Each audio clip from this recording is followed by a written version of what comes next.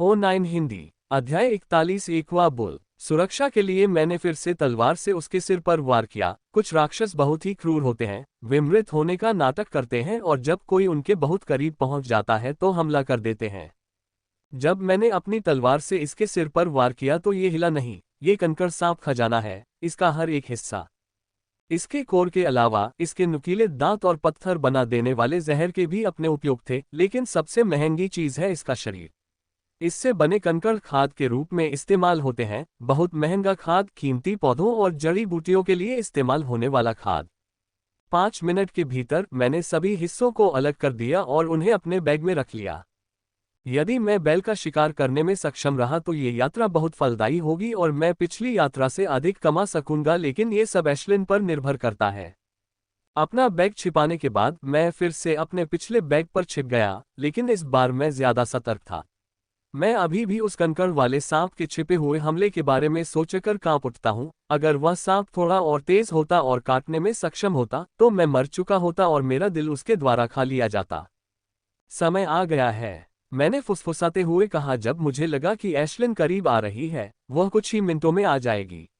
एश्लिन और मैं एक दूसरे को महसूस कर सकते हैं। यह अच्छा होगा यदि मैं वह देख सकूं जो वह देख रही है, लेकिन यह निजी ग्रेड में संभव नहीं है, ये केवल उन्नत ग्रेड में ही संभव है। मू मू मैंने एक्वा बैलों की ऊंची आवाज सुनी। मैंने एश्लिन से केवल एक ही बैल को फुसलाने के लिए कहा था, लेकिन आवाज से ऐसा लग रहा था कि वह 2 बैल लेकर आई है। एश्लिन मेरे करीब आ रही थी और मेरे दिल से उठ रही थी और मैं धैर्यपूर्वक उसके आने का इंतजार कर रहा था। जैसे ही वह उन एक्वा बैलों को लुभाने के लिए आएगी, मैं सही समय पर उन पर चुपके से हमला करूंगा। चबाओ। एश्लिन उड़कर आती है और चिड़चिड़े स्वर में उस दिशा की ओर गोली चलाने लगती है जहां से वह आई थी। मुंह बैल बाहर निकले। स्वूश। अचानक पेड़ से पानी की एक धार निकली जो एश्लिन को मारने की कोशिश कर रही थी, लेकिन उसने आसानी से अपने पंखों को फड़फड़ाकर उसे चकमा दे दिया। मुंह धप। जल्द ही 3 बराबर बैल झाड़ियों से बाहर आए और अपने पानी के जेट के साथ एश्लिन पर हमला करना शुरू कर दिया। ये केंद्रित पानी का हमला वास्तव में खतरनाक है। अगर यह मारा जाता तो मैं निश्चित रूप से घायल हो जाता। भाड़ में जाओ, मैंने मन ही मन कोसा। मैंने विशेष रूप से एश्लिन को सलाह दी थी कि 2 से अधिक बैलों को लालच न दे और अब वे 3 हैं। यदि यह सामान्य विशेषज्ञ ग्रेड राक्षस होते तो मैं तीसरी चाल घूमकर इसे आसानी से संभाल लेता, लेकिन इन एक्वा बैल के साथ समस्या यह है कि धप एक पेड़ की शाखा गिरी। पानी की बौछार एश्लिन को छूती हुई पेड़ की शाखा पर जा लगी, जो मेरी जांघ जितनी मोटी थी। कोई कल्पना कर सकता है कि अगर वह मुझे छू गई होती तो क्या होता। ये 3 जलीय बैल सफेद रंग के हैं और इनके पूरे शरीर पर पानी की पतली परत देखी जा सकती है। जैसा कि इसके नाम से पता चलता है, ये जल तत्व राक्षस है और इसके शरीर पर पानी की पतली परत इसका रक्षात्मक और उपचारात्मक उपाय है। इसका बचाव पहले के सियाइन हॉग जितना मजबूत नहीं है, लेकिन इसकी उपचार क्षमता काफी अच्छी है क्योंकि वह अत्यंत पतली पानी की परत इसके पूरे शरीर पर फैल जाती है, और जब भी इससे कोई चोट लगती है तो वह पतली पानी की परत घाव पर केंद्रित हो जाती है और उसे तेजी से ठीक करने में मदद करती है। इसके 2 आक्रामक तरीके हैं, पहला पानी का जेट जो यह अपने शरीर से फेंकता है और दूसरा इसके सींग। ये काफी अच्छा आक्रामक है और अगर मैं इनमें से 3 एक्वा बैल को मारना चाहता हूं तो उन्हें मारना काफी मुश्किल होगा। मैं तो चला जाता, लेकिन मैंने इन बैलों पर बहुत अधिक समय और ऊर्जा खर्च कर दी है। यदि मैं अब चला गया तो अपना अगला शिकार ढूंढने में मुझे बहुत समय बर्बाद हो जाएगा और मुझे तो ये भी नहीं पता था कि जाने से पहले उसे ढूंढकर मारना है। मैं अपनी पूरी शक्ति से उन्हें मारना चाहता था। मैंने अभ्यास के चरणों को प्रसारित करना शुरू कर दिया। मैं तीसरे चरण तक प्रसारित कर सकता हूँ। चौथे चरण का दर्द मेरे लिए सहन करना बहुत कठिन है। मुंह एक्वा बैलों ने क्रोध में मुंह किया, जबकि एश्लिन उन्हें क्रोधित करती रही। मैं बैलों को देखता रहा तथा सही क्षण की प्रतीक्षा करता रहा, जबकि मैं अभ्यास के तीसरे आंदोलन को प्रसारित करता रहा। मैंने अपनी तलवार को अपनी आग से हल्का कर लिया होता, लेकिन जल तत्व राक्षसों में गर्मी के प्रति संवेदनशीलता होती है। मैंने ज्यादा देर तक इंतजार नहीं किया, तभी वह सही क्षण आ गया। एक्वा बुल मुझसे केवल 5-6 कदम की दूरी पर था और उन तीनों की निगाहें भी मेरी तरह आगे की ओर थीं। मेरे लिए हमला करने का ये सही मौका था। अपनी सांस को नियंत्रित करते हुए मैं उस पर हमला करने के लिए अपनी जगह से बाहर निकला। मेरा लक्ष्य उसकी खोपड़ी थी। समय धीमा हो गया, मैं तेजी से उसकी ओर बढ़ गया। मेरे हमले को महसूस करते हुए सभी जलीय बैल मेरी ओर देखने लगे और हमला करने के लिए तैयार हो गए। बूम। एशलिन ने बड़ी आग का गोला बुलाया था और हमला किया था। जब 3 बैलों का ध्यान मेरी ओर गया, उसने अपनी आग से एक बैल को मार गिराया। यह मुझे कुछ सेकंड के लिए परेशान नहीं करेगा और एशलिन भी कुछ सेकंड के लिए मेरी मदद नहीं कर सकती क्योंकि उसने अभी एक बड़ी आग का गोला बुलाया था। मैं अपनी तलवार की आग को तेज कर देता हूँ। जैसा कि मैं एक्वा बैल से कुछ इंच की दूरी पर था, जिस पर मैं हमला कर रहा हूँ वह मुझसे केवल 5 या 6 कदम की दूरी पर है, जबकि अन्य 2 बैल 2 या 3 मीटर की दूरी पर हैं। वे चाहकर भी अपने परिजनों को मुझसे नहीं बचा पाएंगे।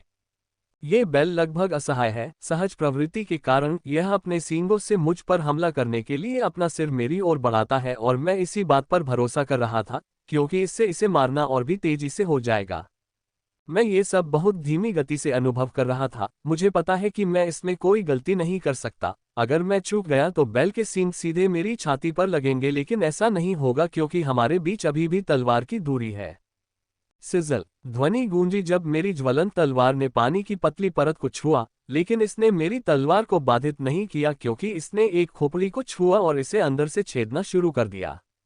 मैं अपने कोने में देख सकता था। एशलिन अपने सामने आग का गोला बुलाने की कोशिश कर रही थी, लेकिन ये बहुत धीमी गति से बन रहा था। दूसरे बैल के हाथ ने अपने मुंह में लगभग पानी का गोला बना लिया था और उसका पानी का जेट किसी भी समय मुझ पर गिर सकता था, जबकि एशलिन ने जिस बैल पर हमला किया था उसके मुंह में भी पानी बन रहा था, लेकिन ये हमला पहले बैल की तुलना में थोड़ा देर से हुआ था।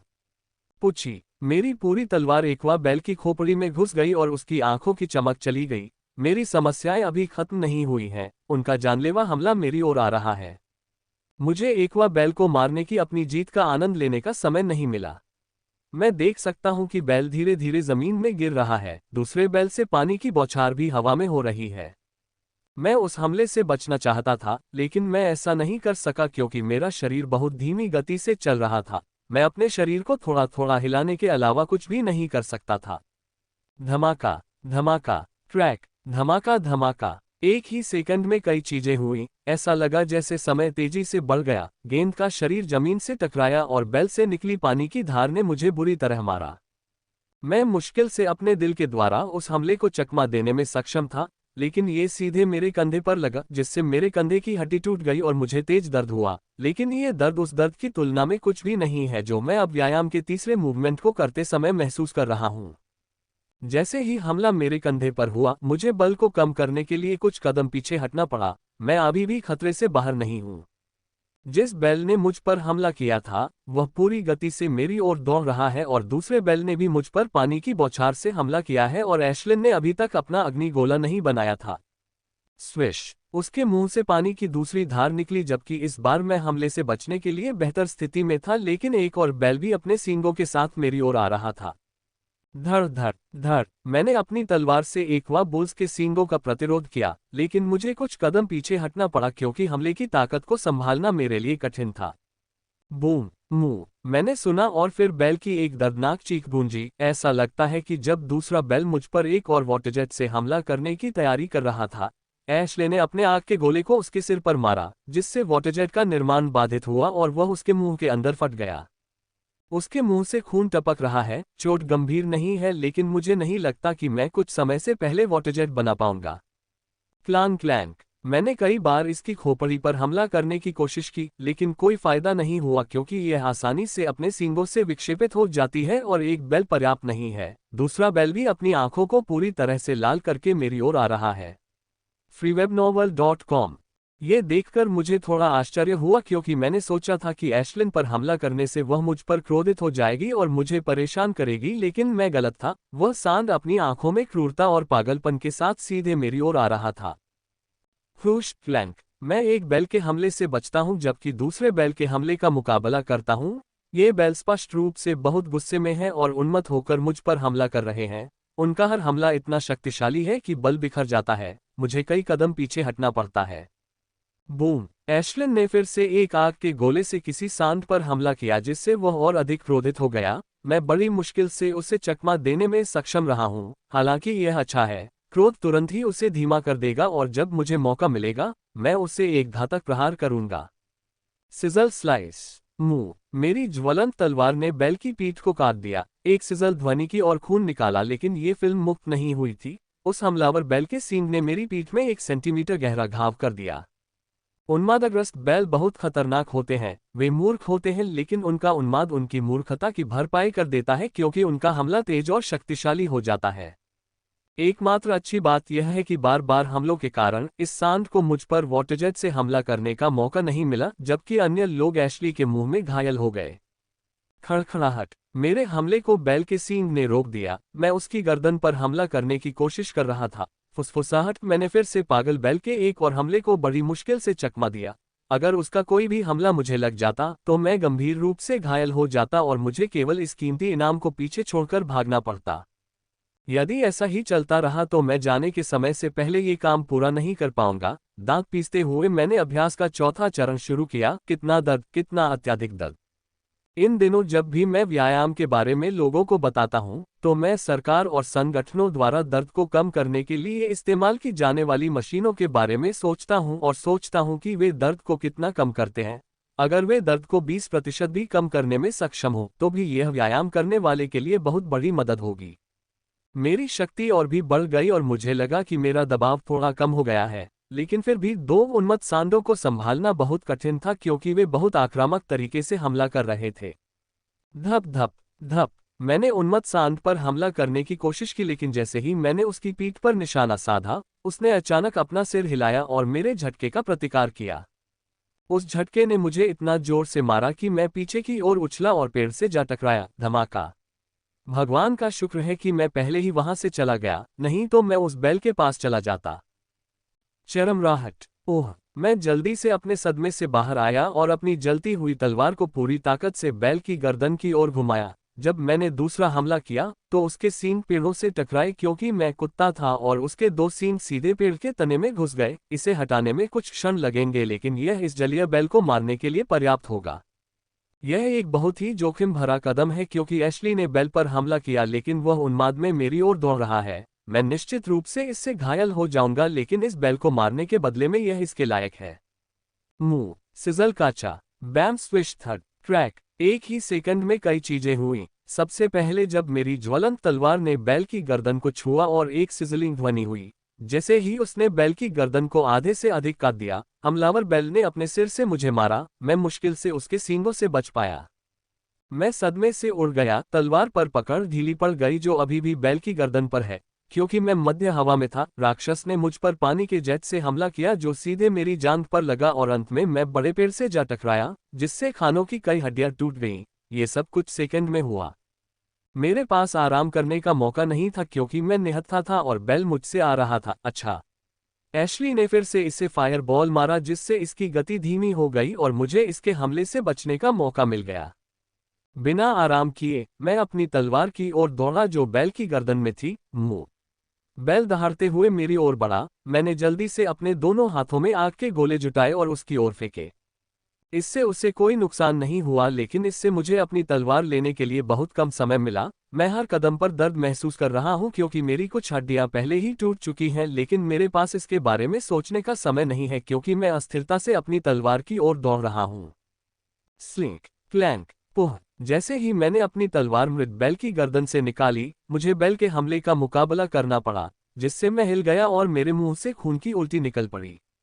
एशलीन, जब यह मेरे बहुत करीब हो तब इस पर हमला करो। मैंने उससे कहा कि वह आग का गोला फेंकने के लिए तैयार है। चबा चबा। वह चिल्लाए और उसके सामने आग का गोला बड़ा और बड़ा होता गया। मैं एक साहसिक कदम उठाने की योजना बना रहा हूं। मेरी कई हड्डियां टूट चुकी हैं और मैं दौड़ने के लिए मंच पर नहीं हूं। मुझे इसे एक ही कदम में पूरा करना है। बैल मुझसे 7-8 मीटर दूर है और मेरी ओर दौड़ना शुरू कर दिया है। ये सब एशलिन की टाइमिंग पर निर्भर नहीं करता है। बैल के चेहरे पर गुस्सा देखा जा सकता था क्योंकि उसका शरीर भी चोटों से भरा हुआ था। वह अपने मुंह से पानी जैसा धुआं छोड़ रहा था और मुंह में पानी की धार बना रहा था। संभवतः वह वही कर रहा था जो उसने पहले किया था। पहले यह मुझे अपने सिर से मारता है और फिर पानी के जेट के साथ ये और करीब आता है, और जब यह मुझसे 1 मीटर दूर होता है तो एशलिन ने अपना आग का गोला फेंक दिया। बूम की आवाज आए और आग के गोले से भयानक गर्मी की लहर निकली। यह अब तक का सबसे बड़ा आग का गोला था। यह उसके आकार से 2 गुना से भी ज्यादा था। मुंह। गुस्से में मुंह की आवाज निकली। जैसे ही आग के गोले ने अपनी गति रोकी, उसका मुंह भी खून से सना हुआ लग रहा था। असलिन आग के गोले ने वाटरजेट हमले को बाधित कर दिया होगा। आह! मैं चिल्लाया और अपने शरीर की पूरी ऊर्जा उस पर हमला करने के लिए लगा दी। देखो, बेल उसकी ओर आ रहा है, बेल चिल्लाया और अपने घोड़े को उसकी ओर बढ़ा दिया। जैसे ही उसके सींग और मेरी तलवार एक दूसरे को छूने वाले थे, मैंने तलवार की दिशा थोड़ी बदल दी ताकि वह उसकी खोपड़ी को भेद सके। ये देखकर कि वह पागलपन की ओर बढ़ रहा है, उसकी आंखों में चमक आ गई और वह सीधे अपनी खोपड़ी मेरी तलवार की ओर ले गया। लानत है, मैंने कहा, यह देखते हुए कि यह क्या करेगा, लेकिन इसे रोकने में असमर्थ था। पुच्ची, बूम! जैसे ही मेरी तलवार उसकी खोपड़ी में घुसी, उसने जो ऊर्जा पैदा की, उसके अंतिम अंश से वाटरजेट हमला किया और मरने से पहले मेरी छाती की ओर उस पर हमला किया। मैं उड़ गया क्योंकि पानी का जेट सीधे मेरी छाती पर बहुत करीब से गिरा। धमाका! पुह! पुह! मैं सीधे जमीन पर गिरा और अपनी आंखें खुली रखते हुए खून की उल्टी करता रहा। एकमात्र अच्छी बात यह है कि खतरनाक राक्षस शोरगुल देखकर नहीं आएंगे क्योंकि यह स्थान ऑस्टिन झील के बाहरी इलाके में है और यहां तक कि शीर्ष निजी ग्रेड राक्षस को ढूंढना भी मुश्किल है। आंखें खोले बिना जमीन पर लेटा रहा। मेरी कई हड्डियां या तो टूट गई थी या टूट गई थी। राहत की बात बस इतनी थी कि यह बहुत गंभीर नहीं था। मेरा शरीर बहुत तेजी से ठीक हो रहा है। आधे घंटे में मेरी सारी चोटें लगभग ठीक हो जाएंगी, बशर्ते मैं सर्वोच्च युद्ध अभ्यास के चौथे चरण का अभ्यास जारी रखूं। मैंने सभी बैलों को मारने के बाद भी अभ्यास जारी रखा क्योंकि मैं जानता था कि एक बार रुक जाने के बाद मैं कभी भी चौथी चाल तक नहीं पहुंच पाऊंगा। मैं किसी तरह से उठकर अपनी जेब से मैना पी गया। चून की लड़ाई के दौरान मैंने अपना अधिकांश मैना इस्तेमाल कर लिया था और अब मेरा मैना खत्म होने वाला था। मैना पोषण पीने के बाद मैं खड़ा हो जाता हूँ। जब मैं चलता हूँ तो मेरे शरीर के हर इंच में दर्द महसूस होता है, लेकिन ये दर्द व्यायाम से होने वाले दर्द की तुलना में कुछ भी नहीं है। एक चीज जो मैं करने जा रहा हूँ वह है एक उपचार औषधि खरीदना। पिछली बार मैंने इसे नहीं खरीदा था क्योंकि मुझे किसी और चीज के लिए पैसे की जरूरत थी, लेकिन इस बार मैं फिर से शिकार के लिए बाहर जाने से पहले इसे खरीदना सुनिश्चित करूंगा। खून बहना बंद हो गया था, लेकिन मैंने अभी भी घावों पर पट्टियां बांध रखी थी क्योंकि अगर मैं कुछ ऐसा करता जिससे मेरे शरीर पर दबाव पड़ता तो घाव फट जाते और खून बहने लगता। कभी कभी मैं सोचता हूँ, क्या सुप्रीम कॉम्बैट एक्सरसाइज के निर्माता ने जानबूझकर प्रत्येक परिसंचरण में अत्यधिक दर्द महसूस कराया है ताकि व्यक्ति दुनिया में किसी भी अन्य दर्द को सहन कर सके। बेकार के विचारों को त्यागते हुए मैं जलीय बैलों के शवों की ओर चलना शुरू करता हूँ। इन राक्षसों ने मुझे बहुत दर्द दिया और हड्डियां तोड़ दी, लेकिन ये सब इसके लायक है। 3 बैलों को बेचने से होने वाली कमाई से दर्द बहुत कम लगता है। मैंने एक्वा बुल के सभी महत्वपूर्ण हिस्सों को साफ करना, संरक्षित करना और पैक करना शुरू कर दिया। एक भी हिस्सा पीछे नहीं छोड़ा। अगर यह कोई अन्य क्षेत्र होता तो मुझे 1 या 2 शव पीछे छोड़ने पड़ते। अरे, अगर यह वही स्थान होता जहां मैंने उन गैंडों को मारा था, तो मैं अपनी वर्तमान स्थिति को देखते हुए शवों को वहीं छोड़ देता। सौभाग्य से यह स्थान ऑस्टिन झील के बाहरी इलाके के पास है। मुझे सीमा तक पहुंचने के लिए केवल आधे घंटे की यात्रा करनी पड़ेगी ताकि मैं होवरकार को बुला सकूं और सभी शवों को ले जा सकूं। निश्चित रूप से लाशों के वजन के साथ आधे घंटे तक रहने से मेरे पहले से ही थके हुए शरीर पर बहुत अधिक दबाव पड़ेगा, लेकिन पैसों के लिए मैं ये सहन कर सकता हूं। एक्वा बुल का मांस बाजार में सबसे अधिक मांग वाले मांस में से एक है। इसका मांस बहुत स्वादिष्ट होता है। एशलिन और मैंने 2 दिन पहले इसका स्वाद चखा था और हमें ये बहुत पसंद आया। मेरा बैग पूरी तरह से भर गया था, उसका आकार मुझसे बड़ा था। मुझे नहीं लगता कि मैं इसे उठा पाऊंगा। यह अच्छी बात है कि इसमें पहिए थे। किसी तरह मुझे वापस जाते समय पहियों के साथ काम चलाना पड़ता है। मुझे लगता है कि मुझे बैग खींचने के लिए ज्यादा बल लगाना पड़ेगा। स्की असमान सतह पर बैग के पहियों को घुमाने के लिए मुझे सामान खींचने में अपनी पूरी ऊर्जा लगानी पड़ी। मैंने सूरज को डूबते हुए देखकर अपनी गति बढ़ा दी। खतरनाक राक्षस रात में घूमना शुरू कर देंगे, इसके अलावा रात में खतरे के स्तर का कोई पैटर्न नहीं है। चलते चलते मुझे 3 दिन पहले अपने माता पिता से हुई बातचीत याद आ गई। जब मेरी माँ ने खाना मिलने के 5 मिनट बाद मुझे फोन किया था। उन्हें ये पत्र मिलते ही पता चल गया कि केवल मैं ही उन्हें ये पत्र भेज सकता हूं क्योंकि हमारे कोई अन्य रिश्तेदार नहीं है। उन्होंने मुझे उन्हें भोजन भेजकर अत्यधिक धन खर्च करने के लिए डांटा। वह तभी रुकी जब मैंने उससे बताया कि मुझे एक अच्छे संगठन में अच्छी तनख्वाह पर भर्ती कराया गया है। उसने मुझसे कहा कि अगर मैं घर से बाहर चली जाऊं तो मैं घर आ जाऊं। मैंने वादा किया कि बच्चे के जन्म के बाद मैं घर आऊंगी। जब हम बातचीत कर रहे थे तो वह रोने लगी और कहने लगी कि उसे मेरी कितनी याद आती है। उसे रोता देख मेरी आंखों में भी आंसू आ गए। यह मेरा घर से दूर पहली बार था और मुझे भी उनकी और हमारे घर की बहुत याद आ रही थी। 1 घंटे और बात करने के बाद ही माँ ने फोन काट दिया और मुझसे हर हफ्ते घर पर फोन करने का वादा करने के लिए मजबूर किया। 20 मिनट से ज्यादा चलने के बाद भी मुझे अपनी होलो वॉच पर सिग्नल नहीं मिला। मैं आह भरते हुए अपना पहिएदार बैग खींचता रहा क्योंकि आसमान में अंधेरा छाने लगा था। बूम! अच्छा काम एश्लिन, मैंने कहा, क्योंकि उसने हमारे रास्ते में आने वाले लव.2 निजी राक्षस को मार डाला था। सामान्य समय में मैं अपनी तलवार के एक झटके से राक्षस को मार देता, लेकिन अब मैंने पूरी तरह से अपना बैकपैक खींचने पर ध्यान केंद्रित किया। रास्ते में हमें कई निम्न स्तर के राक्षस मिले, लेकिन एश्लिन ने एक ही आग के गोले से उन सभी को खत्म कर दिया। आज की लड़ाई की समीक्षा करते हुए मुझे एक बड़ी खामी नजर आई। सिल्वर फायर जिसका इस्तेमाल एश्लिन और मैं दोनों करते हैं, उसमें स्पेशलिस्ट ग्रेड राक्षसों को नुकसान पहुंचाने की शक्ति नहीं है। ये केवल मेरे तलवार के हमलों को बढ़ाता है, बल को थोड़ा बढ़ाता है, और एश्लिन के अग्नि हमले उन्हें ज्यादा से ज्यादा परेशान करते हैं। इसे घातक बनाने का एकमात्र तरीका कौशल आधा कौशल का उपयोग करना या लॉ को प्रशिक्षित करना है। लेकिन मेरे पास बाजार से आधा कौशल खरीदने के लिए पर्याप्त पैसा नहीं है, इसलिए एकमात्र विकल्प हमारी आग की क्षमता को प्रशिक्षित करना है। हम दोनों को लपटों की सांद्रता बढ़ानी होगी। वर्तमान में हम बस आग को बुलाकर उसे एक गेंद में ढाल देते हैं ताकि हमला किया जा सके, लेकिन नौसिखिए यही करते हैं। ये कहना आसान है कि हमें अपनी ज्वाला को शांत करने की आवश्यकता है, लेकिन इसे लागू करना एक अलग ही स्तर है। हथेली के आकार के फ्लेमेल को मुट्ठी के आकार या अंगूठे के आकार में कम करने के लिए इसकी मारक क्षमता को बढ़ाने के लिए महीनों से लेकर सालों तक की ट्रेनिंग की जरूरत होती है। इसके अलावा सिर्फ ट्रेनिंग ही काफी नहीं है, परिणाम पाने के लिए आपके पास शक्तिशाली मानसिक और इच्छा शक्ति होनी चाहिए। मैं अपना बैग खींचता रहा और एश्लिन राक्षसों को मारती रही जैसे जैसे हम जंगल से बाहर निकलने की ओर बढ़ते गए। बीप! जैसे ही मेरी होलो वॉच को सिग्नल मिला, उसमें से एक ध्वनि निकली। मैंने तुरंत बैग छोड़ा और एक टैक्सी बुलाई। 5 मिनट बाद एक होवर कार क्षितिज पर उड़ती हुई आई और मैं उसमें सवार हो गया, जबकि रोबोटिक हाथ होवर कार ने मेरा बैग गिरा दिया और उड़ गई। मैंने उसे आकाश में उड़ते हुए देखा। मेरा बैग पिछली बार से 2 गुना बड़ा और 2 गुना भारी है। मैंने इसके पहियों को फिर से चालू किया और बड़ी वेल्स इमारत की ओर खींचा।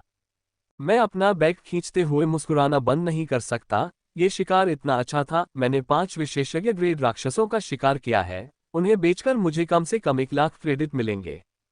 जब मैं सोच रहा था कि साहसिक जीवन कितना अद्भुत है, तो मैंने अपने सामने एक कठोर वास्तविकता देखी। एक होवर कार मेरे पास ही उतरी और उसमें से 3 लोग बाहर निकले। वे तीनों खून से लथपथ थे, बुरी तरह घायल लग रहे थे, लेकिन एक आदमी का हाथ गायब था। उस पर स्पष्ट रूप से पट्टी बंधी हुई लग रही थी। उसे किसी राक्षस ने चबाया या काटा होगा। वे तेजी से मेडिकल बे की ओर बढ़ रहे हैं, जो विशेष रूप से घायल साहसी लोगों के लिए तत्काल देखभाल हेतु बनाया गया है। ये साहसिक यात्रा की कठोर वास्तविकता है। एक दिन आप जीवित और सक्रिय होते हैं, लेकिन अगले ही दिन आप स्ट्रेचर पर होते हैं। बाहर आपको न केवल राक्षसों से बल्कि साथी मनुष्यों से भी सावधान रहना पड़ता है। उस आदमी का हाथ चला गया है, लेकिन ऐसा नहीं है कि अब कोई विकल्प है। आज जादू और तकनीक दोनों विकसित हो चुके हैं। उसे कृत्रिम हाथ मिल सकता है जो सामान्य हाथ की तरह पूरी तरह से काम कर सकता है, लेकिन उसे साहसिक यात्राओं को अलविदा कहना होगा। प्रोस्थेटिक में एक और विकल्प है। वह एक ग्रेड 1 प्रोस्थेटिक प्रकार का जादुई आर्टिफैक्ट प्राप्त कर सकता है जो एक वास्तविक कवच से बेहतर होगा। वह बहुत महंगा पुनर्जनन औषधि खरीद सकता है जो उसके कवच को फिर से विकसित कर सकता है, लेकिन यह संभव नहीं है कि वह इसे खरीद सके। मैं आपकी क्या मदद कर सकती हूँ सर? जैसे ही मैं काउंटर पर पहुंची, क्लर्क ने पूछा। वह पिछली बार यहां आए क्लर्क से ज्यादा सुंदर लग रही थी। मैंने कुछ नहीं कहा और सभी राक्षस सामग्रियों को उतारना शुरू कर दिया। जल्द ही मैंने राक्षस कोर सहित राक्षस भागों को काउंटर पर उतार दिया। पिछली बार मैंने अपने मॉन्स्टर को अपने अपार्टमेंट बिल्डिंग में एक एक्सचेंज सेंटर के माध्यम से बेचा था, इस डर से कि मुझे बाजार में अच्छी कीमत नहीं मिलेगी, लेकिन ये सिर्फ मेरी गलतफहमी थी। म्यास्ता बाजार की दुकानों में विनिमय मशीनों के समान ही कीमत की पेशकश की गई। प्रकाश की किरण ने जल्द ही सभी राक्षस सामग्री को स्कैन करना समाप्त कर दिया। सर, स्टोव आपको 1,09,000 क्रेडिट प्रदान करेगा, क्लर्क ने अपनी सामान्य विनम्र मुस्कान के साथ कहा। ठीक है, मैं स्वीकार करता हूं, मैंने कहा और उसका प्रस्ताव स्वीकार कर लिया और अगले ही क्षण मेरी होलोवॉच पर अधिसूचना बज उठी। आज मुझे जो पैसे मिले हैं उससे मेरे पास 1.5 लाख से कुछ अधिक पैसे हैं। मेरे खाते में इतनी रकम आने से मैं खुश हूँ। मेरी कुछ हड्डियां टूट गई थी, इसलिए मैंने मेडिकल बे की ओर चलना शुरू कर दिया। मैं अपने होलो वॉच को दरवाजे पर दिखाते हुए मेडिकल बे में दाखिल हुआ और एक पॉड रूम में चला गया। यहाँ ज्यादा मेडिकल कर्मी नहीं थे और वे केवल तभी जांच करते हैं जब कोई आपातकालीन स्थिति होती है। मैं पॉड रूम में प्रवेश करता हूँ। कमरा छोटा है और वहाँ बड़े मेडिकल पॉड और कपड़ों के हैंगर के अलावा ज्यादा कुछ नहीं है। मैंने तेजी से अपने कपड़े उतारे और अपना हुच दिखाकर पॉड में प्रवेश किया। पॉड का दरवाजा बंद हो गया और मैं अंदर लेट गया। जल्द ही पूरा पॉड चिपचिपे हरे तरल से भरने लगा, सिवाय मेरे नाक और मुंह के, जहां सांस लेना बंद हो गया था। ये हीलिंग पॉड्स हैं जिनका उपयोग सामान्य से लेकर अर्धघातक चोटों को ठीक करने के लिए किया जाता है। इनमें हीलिंग लिक्विड भरा जाता है जो चोटों को ठीक कर सकता है।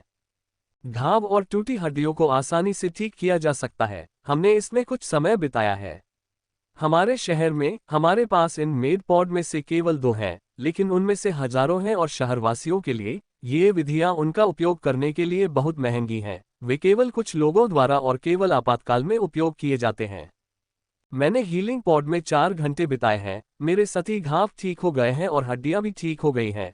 फिर भी पूरी तरह से ठीक होने के लिए मुझे अपने अपार्टमेंट में एक दिन आराम करना होगा।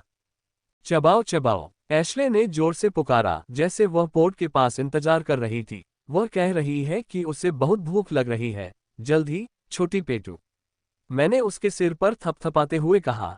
मैं और एश्लिन मेडिकल बे से बाहर निकले और एक फूड ट्रक की ओर चल पड़े। इस बार हमने एक अलग फूड ट्रक से ऑर्डर किया। मुझे उम्मीद है कि हम सभी फूड ट्रकों से खाना लेंगे। जैसे ही हमारा ऑर्डर आया, हमने भोजन खाना शुरू कर दिया। कुछ खाने के बाद मैंने एक फोटो लेने और सोशल मीडिया पर अपलोड करने का निर्णय लिया। एस्लिन फोटो के लिए ऊपर देखती है।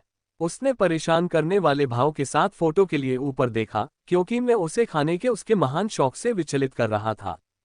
जैसे ही मैंने फोटो पोस्ट की, उसे जल्द ही लाइक और कमेंट मिलने लगे। इसमें रॉन भी था, जिसने मूर्खतापूर्ण चेहरे वाले इमोजी के साथ टिप्पणी की। अपना अकाउंट बंद करते हुए मैंने फिर से खाना शुरू कर दिया। freewebnovel.com। खाना खाने के बाद मैंने अपने अपार्टमेंट के लिए होवर कार का ऑर्डर दे दिया। मुझे थकान महसूस होने लगी थी और कार में बैठे बैठे ही मुझे झपकी आने लगी थी। जैसे ही मैं अपने अपार्टमेंट में पहुंचा, मैंने बिना कपड़े बदले बिस्तर पर सो गया। यह अकेले रहने के लाभों में से एक है। अगर मैं अपने घर में होता तो माँ मुझे डांटती अगर मैंने कभी ऐसा किया होता। लेकिन कई बार मैं आशा करती हूँ कि मैं अपने घर में होती या मेरे माता पिता यहाँ होते। कुछ लोग कह सकते हैं कि मुझे घर की याद आ रही है या मैं रोने लगी हूँ, लेकिन मैं ऐसी ही हूँ। जब मैं उठा तो सुबह का मध्य हो चुका था और मैं अच्छा महसूस कर रहा था। केवल मांसपेशियों में थोड़ा दर्द था। व्यायाम का पहला सेट पूरा करने के बाद से मेरे शरीर की उपचार गति भी बढ़ गई थी। मुझे आज मेड पॉट की सलाह के अनुसार आराम करना है, इसलिए मैंने सोचा कि क्यों न इसे पढ़ा जाए। मैंने टोटेम पुस्तक तब से नहीं पढ़ी है जब से मुझे ये जंगल में मिली थी, लेकिन उससे पहले मैंने खुद को तरोताजा कर लिया है और अपने और एश्लिन के लिए कुछ खाने का प्रबंध कर लिया है। एलेक्जेंडर कॉपरफील्ड द्वारा लिखित द कंप्लीट मिस्टीरियस ऑफ टोटेम्स, ये वह पुस्तक है जो मुझे उस डेटा भंडारण अवशेष में मिली थी। जब से मैंने जंगल का मोटे तौर पर अवलोकन किया है, तब से मुझे इस पुस्तक को पढ़ने का समय नहीं मिला है। ये पहली बार होगा जब मैं इसे गंभीरता से पढ़ूंगा। मैंने इसे पढ़ना शुरू किया और जल्द ही इसमें डूब गया, क्योंकि इसकी विषय वस्तु सचमुच रोचक है और इसमें लिखी बातें मेरे लिए ज्ञान का खजाना है। पुस्तकें सबसे पहले टोटेम के बारे में परिचय देती हैं। पहला टोटेम लेफ्टिनेंट ग्रेड में बनाया जाता है। मास्टर ग्रेड से लेफ्टिनेंट ग्रेड तक एक स्तर ऊपर जाने के बाद टोटेम का निर्माण करना कोई सरल बात नहीं है, क्योंकि इसके साथ अनेक शर्तें जुड़ी होती हैं।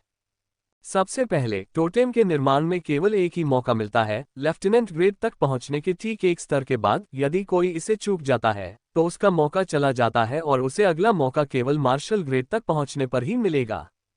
दूसरी शर्त यह है कि व्यक्ति की मन शुद्धता 70% से अधिक होनी चाहिए। पर्याप्त मन शुद्धता के बिना टोटेम निर्माण की कोई संभावना नहीं है। टोटेम को 3 श्रेणियों में विभाजित किया जाता है: निम्न श्रेणी, मध्यम श्रेणी और उच्च श्रेणी। निम्न श्रेणी के टोटेम वे होते हैं जो तब बनाए जाते हैं जब मन शुद्धता 80% से कम होती है। मध्यम श्रेणी के टोटेम तब बनाए जाते हैं जब मन शुद्धता 90% से कम होती है और उच्च श्रेणी के टोटेम तब बनाए जाते हैं जब मन शुद्धता 100% से कम होती है। जब मनुष्यों ने पहली बार टोटेम बनाना शुरू किया तो उन्होंने राक्षस से प्रेरणा ली और अपने टोटेम को पशु रूप में बनाया, और इसके पीछे एक और कारण भी है, क्योंकि इसे बनाने के लिए बहुत कम सामग्री की आवश्यकता थी। लेकिन जैसे जैसे समय बीतता गया, तकनीक भी उन्नत होती गई और लोगों ने अधिक घातक और अधिक कुशल टोटेम का निर्माण करना शुरू कर दिया। आज के युग में अधिकांश लोग अपने टोटेम को हथियार के रूप में बनाते हैं, क्योंकि वे अधिक घातक और प्रयोग में आसान होते हैं, और सबसे महत्वपूर्ण बात यह है कि जादुई कलाकृतियों की तुलना टोटेमिक हथियारों से नहीं की जा सकती।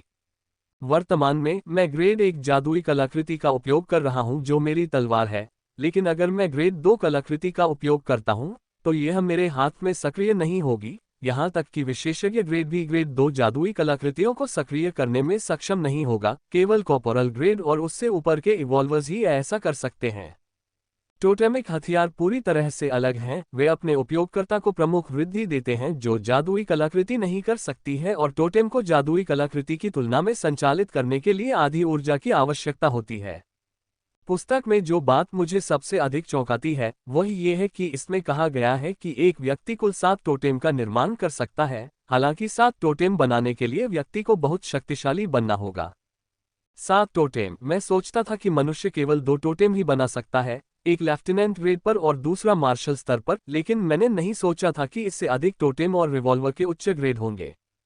परिचय पुस्तक का आसान भाग है, इसके बाद रून आते हैं, वे रून जो टोटेम के निर्माण में मदद करते हैं।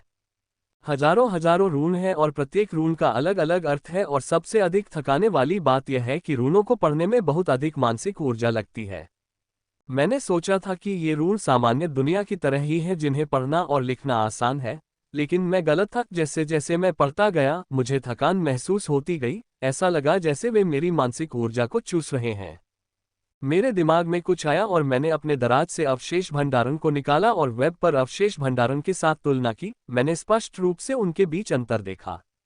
बाजार में उपलब्ध अवशेष भंडारण डिस्क काले और तांबे के रंग की है, ठीक मेरी डिस्क की तरह, लेकिन जब मैंने अपने अवशेष भंडारण डिस्क को देखा तो पाया कि तांबे का रंग सोने जैसा लग रहा था और उस पर बहुत ही छोटे छोटे निशान खुदे हुए थे जिन्हें नंगी आंखों से नहीं देखा जा सकता था। मैंने केवल तब देखा जब मैंने इसकी एक तस्वीर ली और उस तस्वीर को बड़ा किया। यह अवशेष भंडारण वास्तव में विशेष है। इसका उपयोग कुछ विशेष प्रकार के डेटा को संग्रहित करने के लिए किया जाना चाहिए। मैं पूरे दिन पुस्तक का अध्ययन करता रहा, लेकिन मुझे ऐसा लगा कि मैंने अभी तक सही अध्ययन ही नहीं किया है। इस पुस्तक को पढ़ने के लिए बहुत अधिक मानसिक ऊर्जा की आवश्यकता होती है। मैं शाम तक इसे मुश्किल से ही पढ़ पाया। जब मुझे लगा कि मैंने काफी पढ़ लिया है तो मैंने खिड़की बंद कर दी और बिस्तर पर लेट गया और कुछ देर के लिए अपनी आंखें बंद कर ली। मैं उस किताब को पढ़ते हुए बहुत थका हुआ महसूस कर रहा था, लेकिन मुझे ये बहुत दिलचस्प लगी। यदि मैं बहुत थका हुआ महसूस नहीं कर रहा होता तो मैं इसे रात तक पढ़ता रहता। मैंने निर्णय लिया है कि यदि मैं कभी लेफ्टिनेंट ग्रेड तक पहुंच पाया तो मैं प्रतिदिन 1 घंटा उस पुस्तक का अध्ययन करूंगा। चबा चबा, मैं बस कुछ मिनटों के लिए आंखें बंद करने जा रहा था, लेकिन मैं 1 घंटे के लिए सो गया। मैं केवल एशलिन की चहचहाहट के कारण जाग गया। अच्छी लड़की, मैंने कहा और उसके सिर पर थपथपाते हुए मैं जाग गया। यह अच्छा हुआ कि एशलिन ने मुझे जगा दिया, अन्यथा मैं पूरी रात अच्छी नींद नहीं ले पाता। मैंने हमारे लिए भोजन का ऑर्डर दिया। हमें खाने के लिए अभी 1 घंटा बाकी था, लेकिन एशलिन को भूख लगी देखकर मैंने भोजन का ऑर्डर देने का निर्णय लिया। भोजन पहुंचने में ज्यादा समय नहीं लगा। 10 मिनट में ड्रोन ने हमारा भोजन पहुंचा दिया। चबाओ चबाओ, एशली ने पुकारा जब मैंने बक्से मेज पर रखे। मैं ये देखकर मुस्कुराया कि ये पेटू हमेशा पेटू ही रहेगा।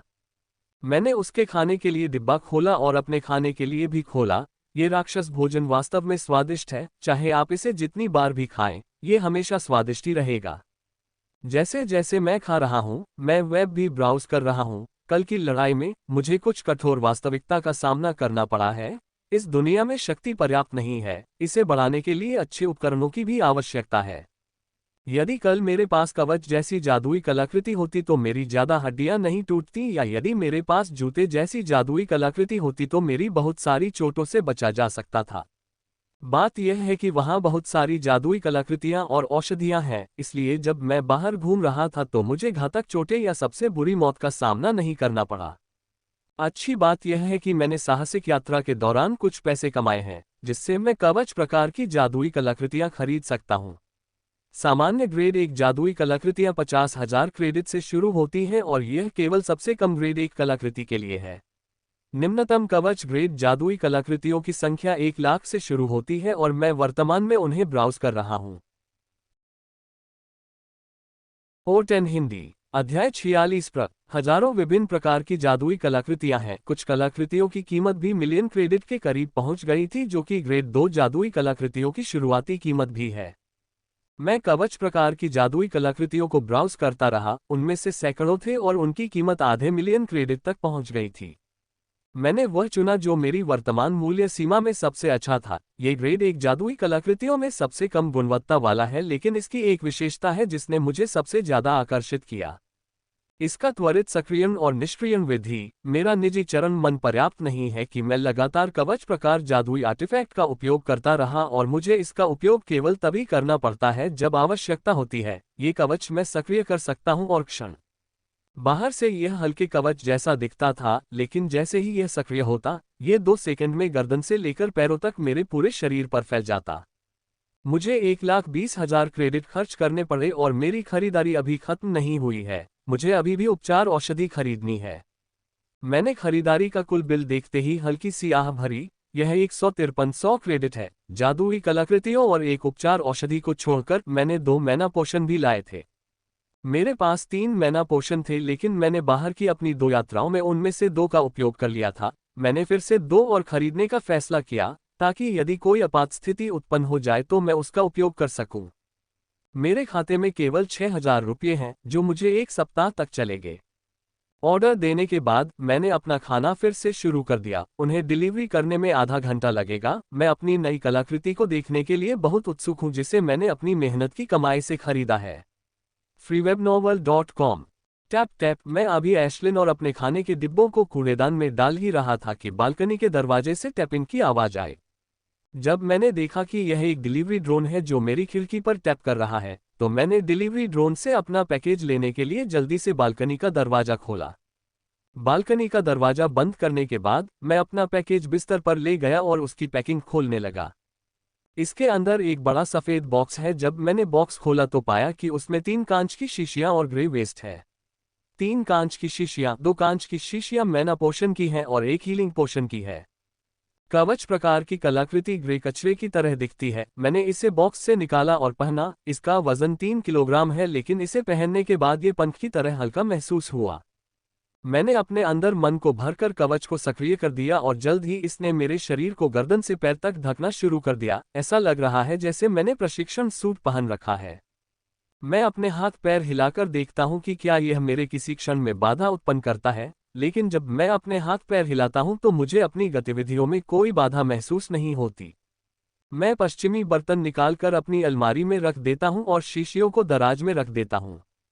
मैंने सोने से पहले राक्षस विश्वकोश पढ़ने का फैसला किया। मैं बाहर कुछ राक्षसों से मिला हूं जिन्हें मैं पहचान नहीं सकता। मैं आशा था कि वे निम्न स्तर के राक्षस थे जिन्हें मैं आसानी से मार सकता था। अगर वे विशेषज्ञ ग्रेड में होते तो मुझे उनसे लड़ते समय थोड़ा नुकसान होता। मैंने लगभग 2 या 3 घंटे तक पढ़ा और फिर पढ़ते पढ़ते मुझे नींद आ गई। अगले दिन जब मैं उठा तो सुबह का समय हो चुका था और एशलिन ने मुझे जगाया था। फ्रेश होने जाने से पहले मैंने उसे कुछ देर तक सहलाया। आज से मैंने अपनी और एशलिन की ट्रेनिंग पर ध्यान केंद्रित करने का फैसला किया। अब तक मुझे ऐसा लग रहा था कि हम अपनी क्षमताओं का उपयोग नौसिखियों की तरह कर रहे हैं। यद्यपि हम नए हैं, मैं अपनी शक्तियों को प्रशिक्षित करना चाहता हूं ताकि यह लड़ाई में घातक हो सके। चलो एशलिन, मैंने एशलिन से कहा। मुझे अपने अपार्टमेंट से बाहर निकलने में 1 घंटा लग गया। मुझे अपने अपार्टमेंट से बाहर निकलने से पहले एशलिन के पंखों की मालिश करनी थी और नाश्ता करना था। मैंने अपने और एशलिन के प्रशिक्षण के लिए पहले से ही कमरा बुक कर लिया था। प्रशिक्षण सुविधा का उपयोग करने के लिए कुछ 100 क्रेडिट का अतिरिक्त भुगतान करना पड़ता था, जो विशेष रूप से राक्षसों के प्रशिक्षण के लिए डिजाइन की गई थी। जल्द ही मैं उस मंजिल पर पहुंच गया जो विशेष रूप से राक्षस प्रशिक्षण के लिए डिजाइन की गई थी। मैंने पहले से ही विशेष प्रशिक्षण कक्ष बुक कर लिया था। प्रशिक्षण कक्ष सामान्य जैसा ही दिखता है, जिसमें निशाना लगाने के लिए विभिन्न लक्ष्य होते हैं, लेकिन यह एक उच्च सेंसर से सुसज्जित है जो मानव और राक्षस दोनों की छोटी प्रगति को ट्रैक कर सकता है। एशलिन, आग का गोला बुलाओ और उस आग पर भरोसा करने की कोशिश करो। मैंने एशलिन से कहा, चबाओ चबाओ। एशलिन उत्साह से चिल्लाए और अपने सामने हथेली के आकार का आग का गोला बुलाने लगी। वह जल्दी से एक हथेली के आकार का चांदी का आग का गोला बुलाती है। अच्छा, अब इसे संघनित करने का प्रयास करो, मैंने कहा। चबाओ। वह चहक उठी जैसे कि समझ रही हो और इसे संघनित करने का प्रयास किया। उसकी आंखें एकाग्रता से भरी हुई हैं क्योंकि उसने उस आग के गोले को समझाने की कोशिश की, लेकिन उस आग के गोले में कोई बदलाव नहीं आया। चबा चबा वह चहकी और फिर से ध्यान केंद्रित किया। थोड़ा हिलने के अलावा उसके आकार में कोई बदलाव नहीं आया था। बूम! उसने हताशा में एक लक्ष्य पर फायर फेंका। ये देखकर कि लक्ष्य पर एक भी खरोंच नहीं आए, वह और अधिक निराश हो गई। एशलिन, फिर से प्रयास करो, मैंने कहा। उसने एक और हथेली के आकार का आग का गोला बुलाना शुरू कर दिया। एशलिन मूडी है और कभी कभी गुस्सा करती है, लेकिन उसमें एक गुण है कि वह मेहनती है। चाहे वह गुस्सा करे या मूडी, वह हमेशा मेहनती रही है। वह कभी भी दालान में हार नहीं मानती। वह तभी पीछे हटती है जब उसकी इच्छाएं पूरी हो जाती हैं। मैंने अपने रूप में चांदी की आग का गोला भी बुलाया और उसे संघनित करने का प्रयास किया। मैंने उस पर दबाव डालने की कोशिश की, लेकिन वह एक बिंदु भी आगे नहीं बढ़ा। 20 मिनट से मैं उस आग के गोले को समझाने की कोशिश कर रहा हूं, लेकिन कोई फायदा नहीं हुआ। मेरे सिर और पीठ सारे प्रयासों से भीग गए, लेकिन कोई फायदा नहीं हुआ। बूम! एशलिन ने अपनी हताशा में एक और आग का गोला फेंका क्योंकि वह ऐसा करने में सक्षम नहीं थी। मैंने भी अपनी हथेली में आग के गोले को शांत किया और जाल को देखने का निर्णय लिया। मैं यहां आने से पहले, जैसे ही मैंने नियंत्रण क्षमता से संबंधित तकनीकों के लिए वेब ब्राउज करना शुरू किया, मैं बड़े सदमे में था। बहुत कम थे क्योंकि अधिकांश लोग अपनी क्षमताओं को नियंत्रित करने पर काम नहीं करते हैं क्योंकि यह काम आधे कौशल और कौशल द्वारा किया जाता है। उन्हें कौशल का उपयोग करने के लिए बस एक निश्चित अनुक्रम में वायु क्षमता को स्थानांतरित करना होगा, इसलिए उनकी क्षमता को नियंत्रित करने में कौन प्रशिक्षित होगा, और अधिकांश लोग सरकार से कौशल और आधा कौशल खरीदने के लिए पर्याप्त पैसा कमाते हैं। मैं कई ट्यूटोरियल देखता हूं, लेकिन मुझे कोई भी ऐसी तकनीक नहीं मिली जो मेरे आत्मविश्वास में मदद करे और मेरी शक्ति को केंद्रित करे। इनमें से अधिकांश तकनीकें उच्च स्तर की हैं और इनमें बहुत अधिक मानसिक ऊर्जा की आवश्यकता होती है। मैं बस एक टैब बंद कर रहा था जब मैंने देखा कि मैंने एक पेपर व्यू वीडियो देखा है। मैंने पहले से ही 2 पेपर व्यू वीडियो देखे हैं, लेकिन वे उपयोगी नहीं थे। मैंने इस वीडियो को भी आजमाने का फैसला किया। मैंने 50 क्रेडिट का भुगतान किया और वीडियो चलना शुरू हो गया। अरे, मैंने कहा। जब मैंने नीली रोशनी देखी तो नीली रोशनी ने सुझाव दिया कि यह पानी से संबंधित शक्ति है। मैंने जल्दबाजी में इसे पढ़े बिना वीडियो पर क्लिक कर दिया था। अब जब मैंने इस पर क्लिक कर दिया है तो मैं इसे देख सकता हूं। ये वह व्यक्ति था जो अपनी आयु के अंतिम 20वें दशक में था और उसने बिना किसी कौशल के झरने को अधिक घातक बनाने के बारे में बात करना शुरू किया। उसने एक झरने को बुलाना शुरू किया। बुलाया गया झरना धीरे धीरे घूमने लगा। जल्द ही घूमना इतना तेज हो गया कि मुझे उसके घूमने के अलावा कुछ भी नजर नहीं आया। ये जितना आसान दिखता है उतना है नहीं। वॉटरबॉल स्पिनिंग का प्रदर्शन करने के बाद उन्होंने संकेत देना शुरू कर दिया और इसे करते समय क्या करें और क्या न करें। तकनीक बहुत अच्छी है। तर्क के अनुसार यह मुझे अपने फायरबॉल को थोड़ा सघन और घातक बनाने में मदद करने में सक्षम है। वीडियो बंद करने के बाद मैंने फिर से उन सभी तकनीकों को दोहराया जिनका उन्होंने उल्लेख किया था और हमारी टेलीपैथी के माध्यम से एशलिन को समझाना शुरू किया। चबाओ चबाओ, वह पुष्टि में चिल्लाती है और नशे में वह निर्देशों के अनुसार अपने आग के गोले को बुलाना शुरू कर देती है। पफ! जैसे ही उसने अपनी आग को घुमाना शुरू किया, वह एक कश के साथ विलुप्त हो गई। इस पर अपना दिमाग खोए बिना उसने फिर से प्रयास किया, लेकिन दूसरा भी असफल रहा, इसलिए तीसरा, चौथा और अगला, लेकिन उसने कभी नहीं रोका। उसे इतनी मेहनत करते देख मैंने भी बताई गई तकनीक के अनुसार अपना फायरबॉल बुलाना शुरू कर दिया। पफ! मेरा भी पहले प्रयास में ही फूल गया। मुझे पहले प्रयास में सफल होने की उम्मीद नहीं थी और मैंने फिर से उसी तरह से आग के गोले को बुलाया। ये कई बार फूला, लेकिन हर प्रयास के बाद ये कुछ और पल टिकता। हाँ, मैंने कहा, क्योंकि मैं 5 सेकंड तक भंवर बनाए रखने में सक्षम था। 5 सेकंड मेरे लिए मुट्ठी के आकार का आग का गोला बुलाने के लिए पर्याप्त है, लेकिन भंवर को बनाए रखना बहुत कठिन है।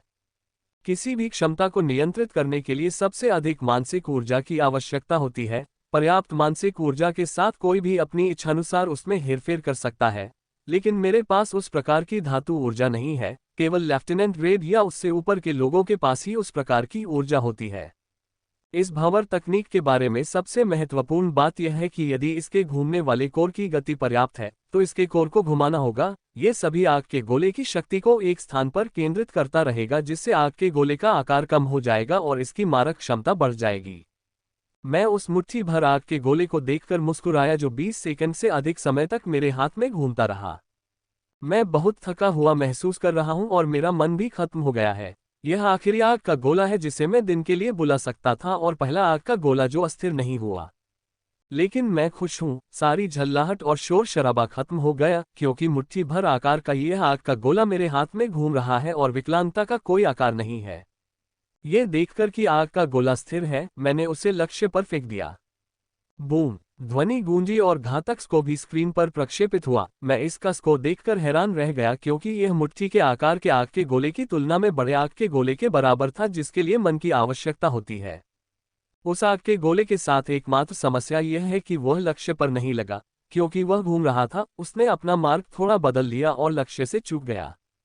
मुझे कल इस पर काम करना होगा। यदि मैं छोटे आग के गोले को घुमाने में सक्षम हूं तो मैं कुछ सप्ताह के प्रशिक्षण में बड़े आग के गोले को भी घुमा सकता हूं। मुख्य चुनौती समय को कम करना है। कोई भी राक्षस तब तक मेरा इंतजार नहीं करेगा जब तक मेरा आग का गोला तैयार नहीं हो जाता। चिरप चिरप, एशलिन ने उदास होकर आवाज लगाई। वह सफलतापूर्वक एक घूमता हुआ आग का गोला बनाने के बहुत करीब पहुंच गई थी, लेकिन जैसे ही वह उसे फेंकने के लिए तैयार हुई, वह फूल गया। उसने मुझसे अधिक प्रयास किया था। मेरा सफलतापूर्वक आग का गोला बनाना महज एक संयोग था। मुझे नहीं पता कि मैं कुछ प्रयासों के बिना कल बना पाऊंगा या नहीं। चिंता मत करो, कल तुम सफल हो जाओगी, मैंने कहा और उसे फर्श से उठाया तथा उसके साथ प्रशिक्षण कक्ष से बाहर निकल गया। मैं कल बेहतर करूंगा, मैंने खुद से वादा किया। जब मैं लिफ्ट आने का इंतजार कर रहा था तो एक लड़की पीछे से आए और लिफ्ट के इंतजार में मेरे पास खड़ी हो गई। मुझे याद है, वह वही लड़की थी जिससे मैंने उस मशीन के बारे में सवाल पूछा था जो शैतान के व्यायाम के दर्द को कम करने में मदद करती है।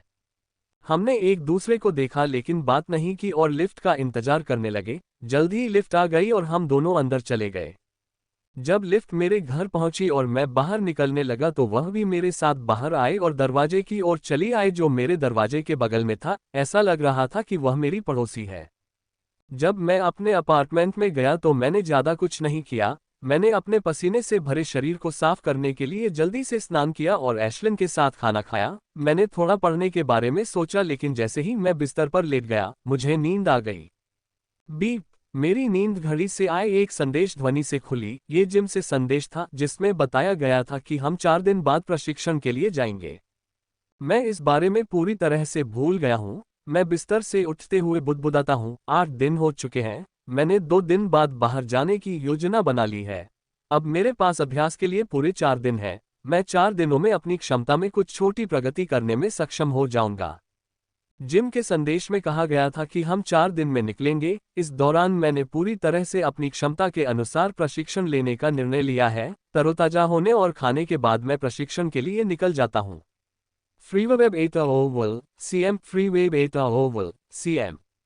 चलो शुरू करते हैं, एशलिन, मैंने कहा और घूमते हुए आग के गोले को बुलाना शुरू किया। चबा चबा, एशलिन उत्साह से चिल्लाए और आग उसकी चोंच के सामने मूर्त रूप लेने लगी। पफ! मेरे हाथ में आग का गोला जैसे जैसे आगे बढ़ रहा था, वह फुफकारने लगा। मुझे उस फुफकारते हुए आग के गोले को देखकर कोई निराशा महसूस नहीं हुई। मुझे पता था कि फायरबॉल को सफलतापूर्वक बुलाने का कल का प्रयास एक संयोग था, लेकिन इसके कारण मुझे प्रक्रिया समझ में आ गई और इसमें थोड़ा अधिक समय लगेगा। बूम! एशलिन ने सफलतापूर्वक एक आग का गोला फेंका। यह भी मुट्ठी के आकार का था लेकिन इसमें हथेली के आकार के आग के गोले जैसा प्रभाव था और यह भी मेरे जैसे ही लक्ष्य से दूर जा गिरा। चबाओ चबाओ, एशलिन ने खुशी से चहकते हुए कहा क्योंकि उसने सफलतापूर्वक घूमते हुए आग के गोले बनाए। बहुत बढ़िया एशलिन, मैंने उसके सिर को सहलाते हुए कहा। मैं भी सफलतापूर्वक घूमता हुआ अग्नि गोला बनाने का प्रयास करता रहा। इसमें उतना समय नहीं लगा जितना मैंने सोचा था। लगातार 1.5 घंटे के प्रयास के बाद मैंने अपना दूसरा सफल अग्नि गोला बना लिया और 4 घंटे के भीतर ही मैंने एशलिन की तरह एक बार भी असफल हुए बिना इसे पूरी तरह से सीख लिया। अब मुझे इसके बुलाने के समय और अपने लक्ष्य पर काम करना है। सफल रूप पाने में 16 सेकंड लगते हैं लेकिन ये पर्याप्त नहीं है। यदि लड़ाई में इतना समय लगता है तो मेरा प्रतिद्वंद्वी मुझे 2 बार मार देगा। क्योंकि आग का गोला घूम रहा है, इसलिए हवा में इसकी गति में थोड़ा परिवर्तन होगा और यदि लक्ष्य दूर है तो ये लक्ष्य से पूरी तरह चूक जाएगा, जैसा कि मेरे और एशलिन के आग के गोले के साथ हुआ था। हम दोनों ने फायरबॉल पर अलग अलग दृष्टिकोण आजमाते हुए अपनी कमजोरियों पर काम करना शुरू किया। मैंने एक तकनीक को संशोधित करना शुरू किया जो मुझे सूट करती थी। उनमें से अधिकतर असफल हो गए, लेकिन एक ने काम किया और इससे मुझे समय 2 सेकंड कम करने में मदद मिली। हर बार जब आप किसी चीज का पर्याप्त समय तक अभ्यास करते हैं तो आप अपनी खुद की लय विकसित करना शुरू कर देते हैं जो आपके लिए सबसे उपयुक्त होती है। एशलिन ने हथेली के आकार के आग के गोले को घुमाने की कोशिश की थी, लेकिन जैसे ही उसने बुलाया तो वह फूल गया। मैंने कोशिश नहीं की क्योंकि मुझे पता है आग के गोले को घुमाने के लिए मुट्ठी के आकार के आग के गोले की तुलना में अधिक मानसिक ऊर्जा की आवश्यकता होती है। एशलिन, सामान्य फायरबॉल्स करो, मैंने उससे कहा, ये देखते हुए कि प्रयास करना बेकार होगा। पहले तो उसने मेरी बात नहीं सुनी, लेकिन बार बार असफल होने के बाद उसने फिर से सामान्य फायरबॉल्स करना शुरू कर दिया। मैं शाम तक अभ्यास करता हूं और जब दिन का अभ्यास समाप्त होता है तो मैं आग का गोला बुलाने का समय घटाकर 12 सेकंड कर लेता हूं और मेरा निशाना भी बेहतर हो जाता है।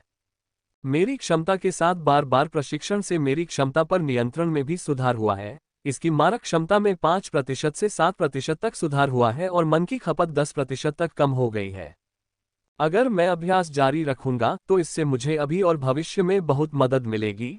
मैंने पढ़ा है कि जिन लोगों को अपनी क्षमताओं पर अत्यधिक नियंत्रण होता है वे अपनी क्षमताओं को महीन धागों और सुइयों में बदल सकते हैं।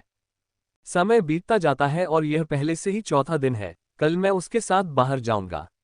इसलिए आज मैंने एंड्रॉयड से लड़ने का फैसला किया। मैं तलवार का उपयोग नहीं करूंगा, सिर्फ अपनी क्षमता का उपयोग करूंगा और एशलिन भी मेरे साथ लड़ेगी।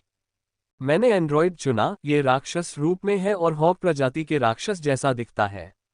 मैंने इसका मुकाबला स्तर .1 स्पेशलिस्ट चुना।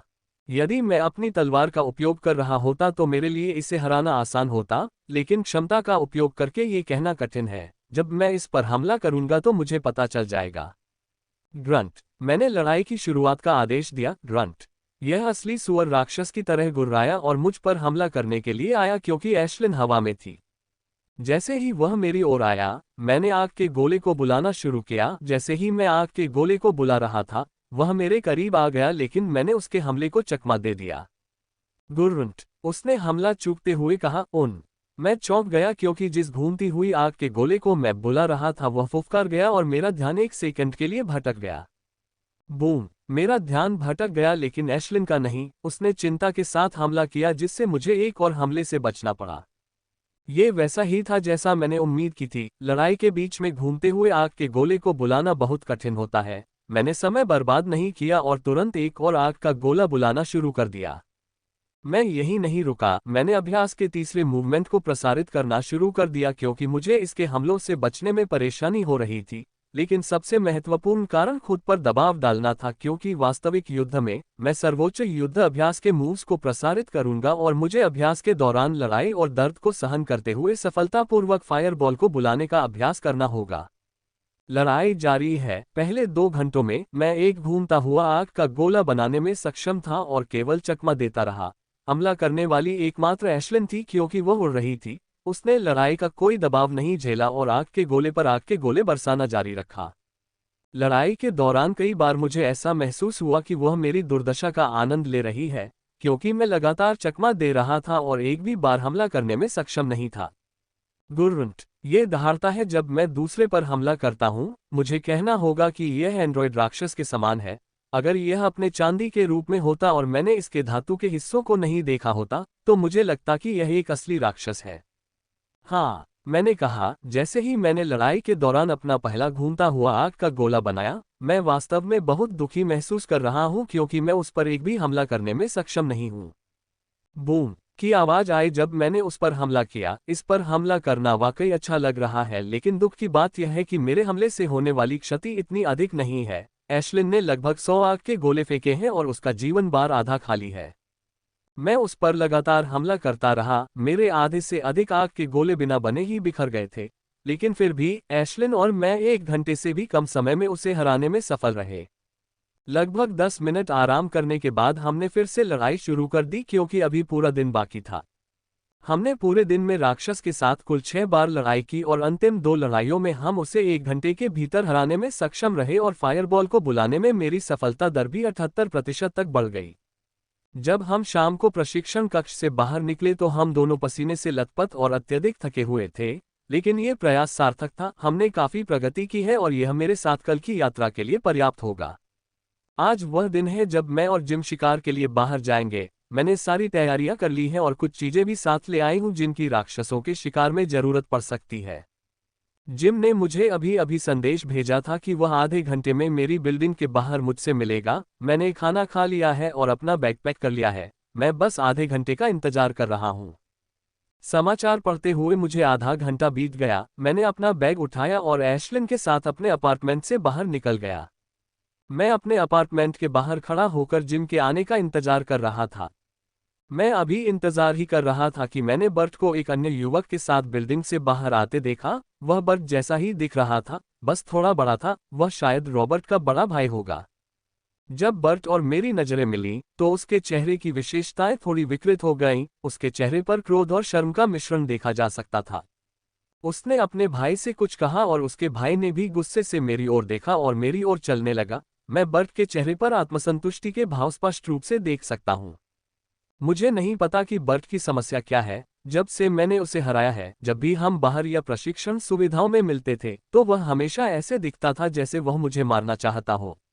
ये सिर्फ एक छोटी सी झड़प थी। हो सकता है कि वह लड़ाई में भावनाओं में बह गया हो, लेकिन ये सिर्फ झड़प थी। गुस्सा दिखाने की कोई जरूरत नहीं है। जब वे मेरी ओर बढ़ रहे थे, मैं वहीं खड़ा रहा। भले ही उसका भाई मुझे हराने के लिए पर्याप्त शक्तिशाली हो, लेकिन वह यहाँ कुछ नहीं करेगा क्योंकि हम अपने अपार्टमेंट भवन के ठीक बाहर हैं। एक होवर कार अचानक सामने आकर रुकी। ये चिकनी काली बख्तरबंद कार थी और बहुत शक्तिशाली लग रही थी। ये ट्राइडेंट का है, जो सबसे अच्छे ब्रांडों में से एक है और बेहद महंगा है। वे विशेष रूप से अपनी ठोस सुरक्षा के लिए जाने जाते हैं। दरवाजा खुला और कार के अंदर से जिम की आवाज गूंजी, अंदर आ जाओ माइकल। हम पहले ही देर हो चुकी है, कोई देर से आने पर नाराज हो रहा है। जिम ने कहा। मैं कार की ओर बिना किसी परवाह के चल पड़ा क्योंकि बर्ट और भाई कार को देखकर रुक गए थे। जैसे ही मैं कार में प्रवेश कर रहा था, मैंने देखा कि वहां एक बहुत ही खूबसूरत लड़की बैठी है। मैंने पहले ही देख लिया था कि कार में कोई है, लेकिन उसका दृश्य जिम के कारण छिपा हुआ था। उनके बारे में सबसे खास बात है उनके कंधे तक लंबे चमकदार बैंगनी बाल, जो उन पर बहुत आकर्षक लगते थे। उसकी गोद में एक प्यारा सा लिंक्स राक्षस शावक है जिसे मैंने पहले नहीं देखा था। सामान्यतः लिंक्स राक्षसों के कानों के ऊपर काले बाल और फर होते हैं तथा उनकी आंखों में आक्रामक भाव होता है, जबकि यह लिंक्स राक्षस शावक पूरी तरह से एक फरबॉल है। हालांकि लिंक्स के पास मोटा फर होता है, लेकिन वे इस तरह फरबॉल नहीं हैं। ये पूरी तरह से एक फरबॉल है। अगर इसके ऊपर बालों की मोटी रेखा और गद्देदार पंजे न होते, जिनके लिए लिंक्स जाना जाता है, तो मैं इसे किसी अन्य लिंक्स राक्षस के रूप में समझता। इस राक्षस के फर का रंग सुनहरा नारंगी है तथा उस पर बैंगनी रंग के धब्बे हैं, जिनसे बिजली की बैंगनी चमक उसके शरीर पर चमकती हुई देखी जा सकती है। जैसे ही मैं जिम के पास बैठा, दरवाजा अपने आप खुल गया। आगे का हिस्सा बंद हो गया। मैं यह नहीं देख पाया कि यह एक स्वचालित कार है या कोई गाड़ी चलाकर जा रहा है।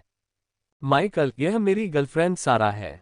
उसने मुझे बैंगनी बालों वाली लड़की से मिलवाया। हेलो, मैंने कहा। उसने हल्की मुस्कान के साथ सिर हिलाया। मुझे नए लोगों से मिलते समय हमेशा थोड़ा अजीब लगता है। हम यात्रा के दौरान कुछ समय तक चुप रहे, लेकिन फिर मैंने देखा कि हमने वास्तव में कुछ भी योजना नहीं बनाई थी और मैं पूरी तरह से अनजान था। जिम, हम राक्षसों का शिकार कहाँ कर रहे हैं? मैंने पूछा, क्योंकि वह अपनी प्रेमिका को साथ लाया था। उसने निश्चित रूप से कोई योजना बनाई होगी। केवल मूर्ख ही अपनी प्रेमिका को बिना किसी योजना के आमंत्रित करेगा। मैंने मिस्ट वैली के बाहरी इलाके का चयन किया। वहां प्रारंभिक स्तर के विशेषज्ञ ग्रेड राक्षस बहुत हैं और सिग्नल रेंज से केवल 15 मिनट की दूरी पर है, उन्होंने उत्साहपूर्वक कहा। मुझे कहना होगा कि उन्होंने वास्तव में बहुत अच्छा चुनाव किया। शिकार के लिए स्थान चुनते समय मिस्ट वैली भी मेरी सूची में थी। मैंने ऑस्टिन झील को इसलिए चुना क्योंकि यह कम खतरनाक है। मिस्ट वैली शिकार के लिए सबसे अनुकूल क्षेत्रों में से एक है। ये राक्षसों से भरा हुआ है। ये बहुत अच्छे दर्शनीय स्थल भी हैं, इसलिए घाटी में शिकार करते समय अच्छे दृश्यों का आनंद लिया जा सकता है।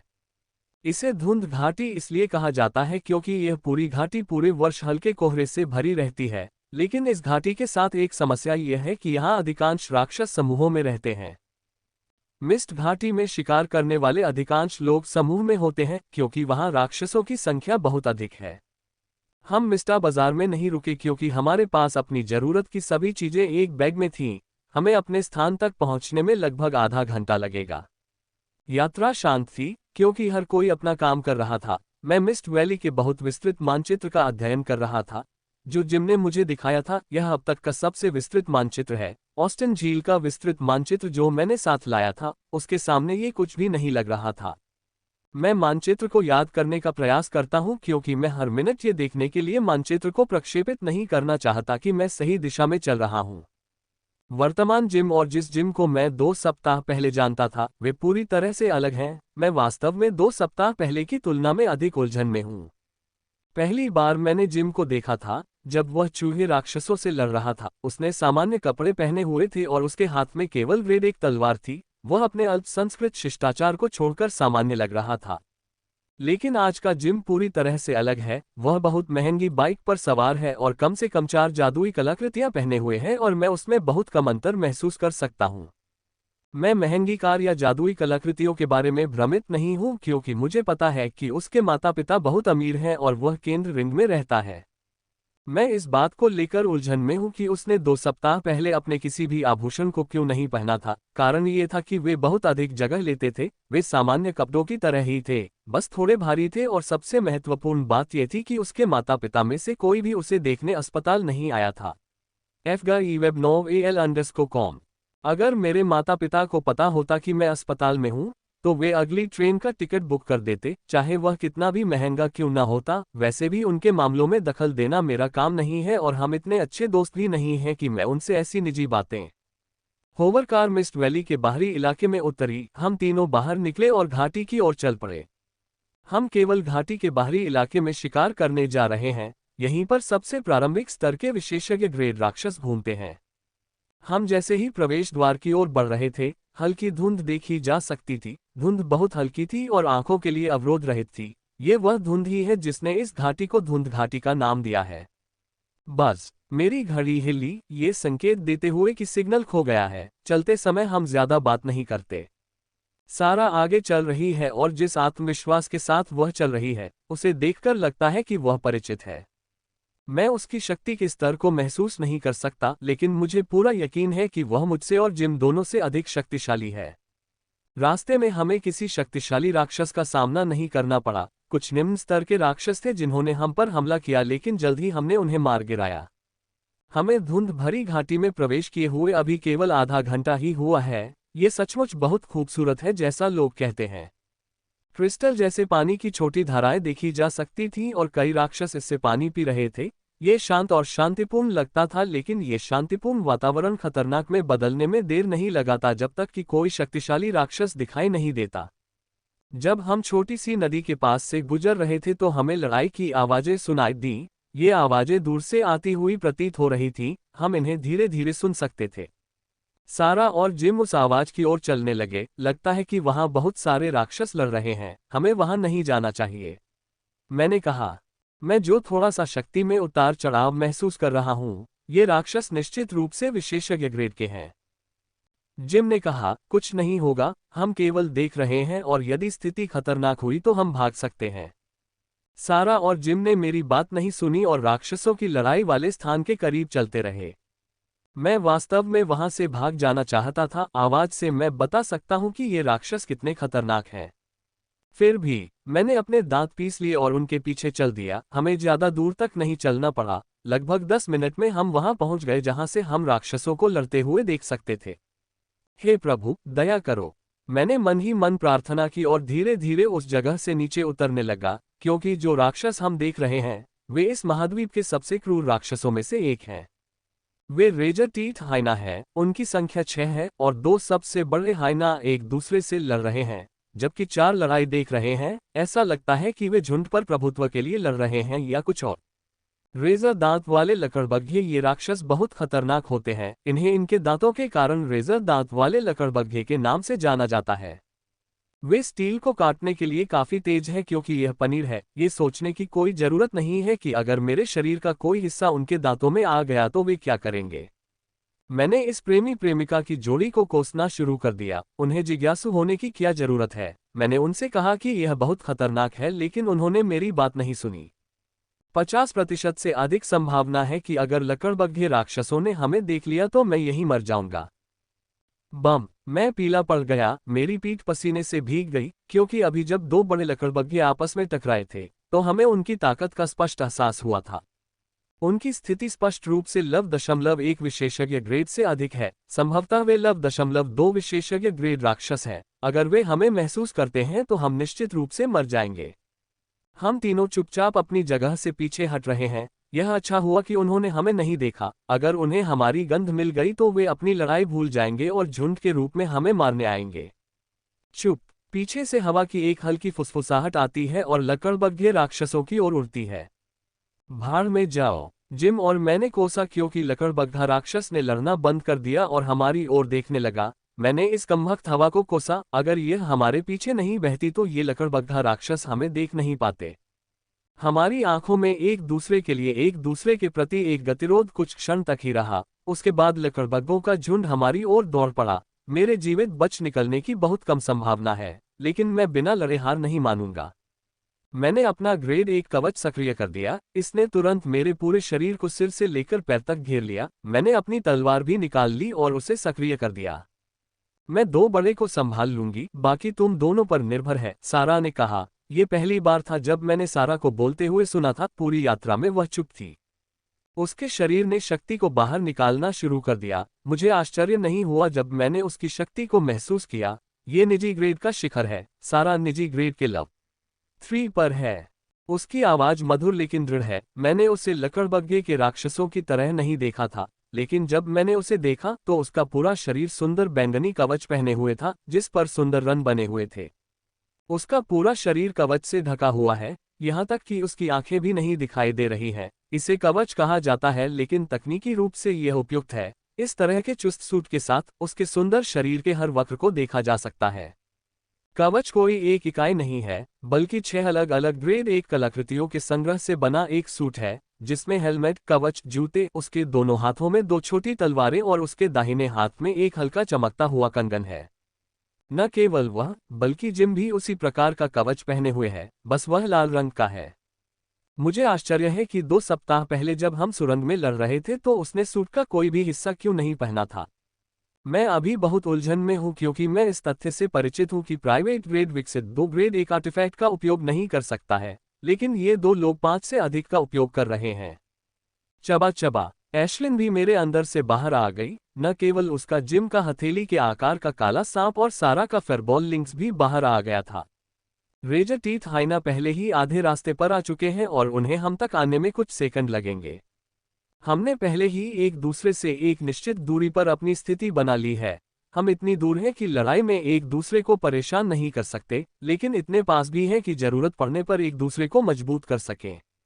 मैं अपनी तलवार को आग से हल्का करता हूं। आग की तलवार पहले से थोड़ी भिन्न है। आग की तलवार की आग थोड़ी सघन है, हालांकि परिवर्तन मिनट है और देखना बहुत कठिन है।